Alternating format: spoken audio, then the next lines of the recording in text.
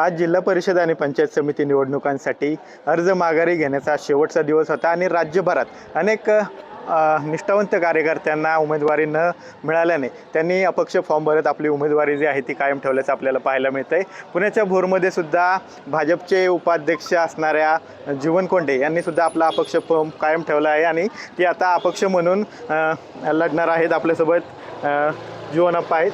आपण तुम्ही सध्या भाजपचे जिल्हाध्यक्ष उपजिल्हाध्यक्ष होता, त्यानंतर जिल्हा नियोजन पदसुद्धा भूषवलेलं आहे, बोर तालुका अध्यक्ष होता। असं असताना तुम्हाला तिकीट दिलेलं गेलं नाही आहे आणि त्यातून नाराज होऊन आता तुम्ही अपक्ष फॉर्म भरला, काय नक्की भावना? काय झालं तर शेवटपर्यंत मला वाटत होतं की माझ्यासारख्या कार्यकर्त्याला जुने न्याय मिळेल, पण त्या ठिकाणी न्याय मिळाला नाही। त्यामुळे खूप असं वाईट वाटल्यानंतर मी निर्णय घेतला की भारतीय जनता पार्टीच्या जुन्या कार्यकर्त्यांचा जर न्याय द्यायचा असेल तर आपण ही निवडणूक लढवली पाहिजे। ही निवडणूक मी खरं तर कुणाच्या विरोधात नाही लढवत, जे भारतीय जनता पार्टीचे गेल्या 10 वर्षापासूनचे 2017 पासूनचे आजपर्यंतचे जे जोडलेले कार्यकर्ते त्यांच्या न्याय हक्कासाठी ही मी निवडणूक लढवतोय।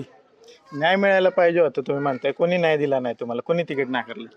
इथं स्थानिक पक्षी श्रेष्ठी असतील किंवा आमचं इथलं स्थानिक आलेलं मोठं नेतृत्व असेल, त्यांना शेवटी कुठलीही उमेदवारी देताना त्या विधानसभेचा कुटुंब प्रमुख हा त्याला विचारलंच जातं की बाबा उमेदवारी कोणाला दिली पाहिजे, पण आमच्या जुन्या कार्यकर्त्यांना कुठंच उमेदवारी मिळली नाही।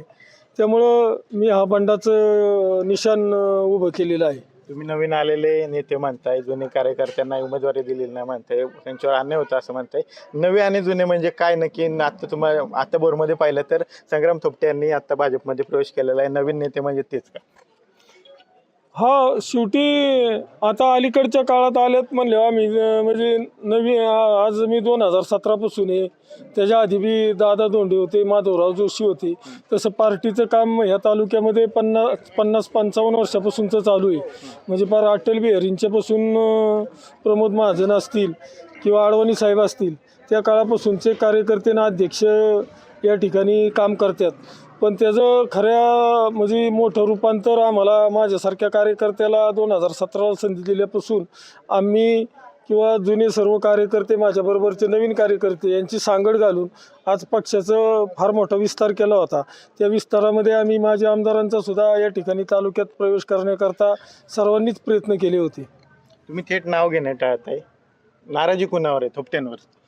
असं कुठलंही म्हणजे नाराजीचं बिल एखाद्या माणसावर फाडता येणार नाही, कारण उद्या जर एखाद्या बिल फाडलं तर ते उद्या म्हणू शकतात की तुमच्या वरच्याच पक्षश्रेष्ठींनी तुम्हाला उमेदवारी दिली नाही।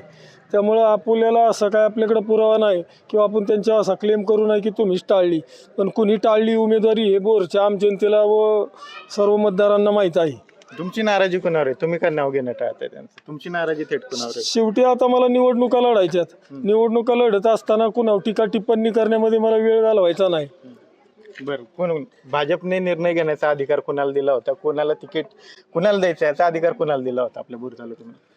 बोर तालुक्यामध्ये खरं तर पक्षश्रेष्ठींनी मुलाखती नंतर घेतल्या होत्या, त्याच्या आधी इथं स्थानिक पातळीवर मुलाखती झाल्या होत्या आणि जिल्हा अध्यक्षांनी हे बी फॉर्म माझ्या आमदारांनाच लावून दिले होते। शेवटी मला वाटतं ते अधिकार निर्णय घेण्याचे त्यांनाच होते। माझे आमदार म्हणजे संग्राम थोपटे?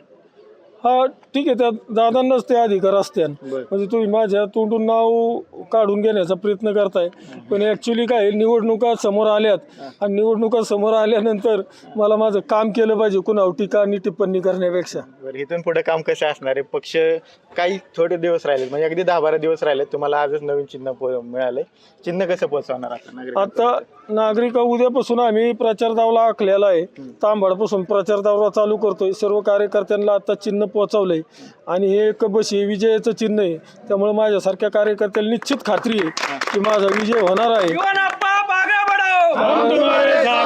मी तालुक्यात म्हणजे परतळा गाळापर्यंत पोहोचलेला कार्यकर्ता आहे, म्हणजे त्या विकास माध्यमातून असून किंवा सुखदुःखाच्या माध्यमातून असून, त्यामुळं मला ही निवडणूक काय अति अवघड वाटत नाही।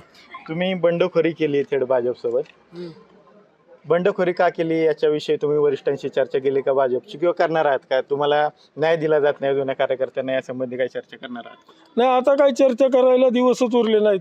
हा उद्यापासून प्रचार चालू होईल. तुमची खतखत बोलून दाखवणार का तुम्ही वरिष्ठांना?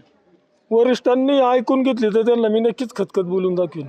धन्यवाद. तर आपण पाहतोय की बंडखोरी केल्यानंतर भाजपमधून जीवनाप्पा कोंडे यांनी आपली प्रतिक्रिया पाहायला मिळते. कॅमेरा पर्सन तुषार सनेस, विनय जगताप, TV9 मराठी, भोर, पुणे.